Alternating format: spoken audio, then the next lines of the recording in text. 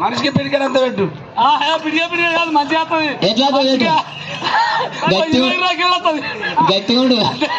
అయితే అట్లా యో చెరవ కన్ను చెరొక ముక్కు యో శరీర పనులు శరీర దౌడ యో చెరొక్క రెట్ట యో శరీర బొత్త యో సామాన్ శరీరం